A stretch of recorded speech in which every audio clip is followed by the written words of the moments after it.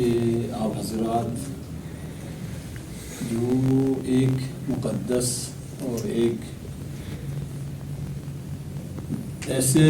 کام میں مشغول ہیں جو مذہبی اعتبار سے بھی جس کی بہت ضرورت ہے اور معاشرے کے اعتبار سے بھی بہت ضرورت ہے اور آپ کی اپنی شخصیت سازی کے اعتبار سے بھی بہت ضرورت ہے، ایسے کام میں مشغول ہیں۔ آپ حضرات کی زیارت نصیب ہوئی، اس کو ہم اپنے لیے ایک سعادت سمجھتے ہیں اور شکر گزار ہیں قاری اسماعیل صاحب کے کہ یہ سعادت ہمیں دی کہ ہم آپ حضرات کی خدمت میں آئیں اور آپ حضرات کے جو نہیں کہہ سکتا بھی فعلاً تو کیونکہ مبتدائی اس سے گزر رہے ہیں کمالات اور بالآخر سعی اور کوشش کے جو نمونے ہیں آپ حضرات اس کو ہم دیکھ سکیں، یہ ایک بہت بڑی سعادت ہے ہمارے لیے۔ قرآن ایک معجزہ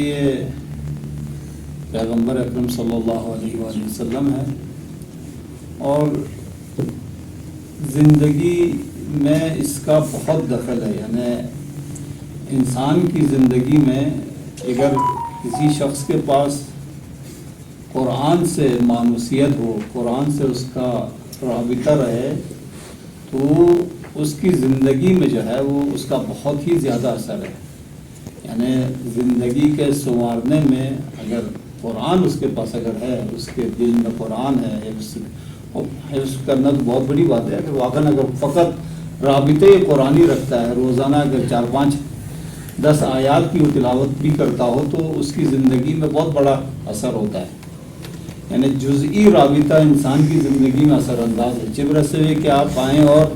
حفظ قرآن کے کام میں مشغول ہو جائیں۔ قرآن کا حفظ کرنا کیونکہ الہی خزانہ ہے، یہ کوئی عادی چیز نہیں ہے، یہ وہ سرمایہ ہے جو خداوند تبارک تعالیٰ نے اس کو قلب پیغمبر میں اتارا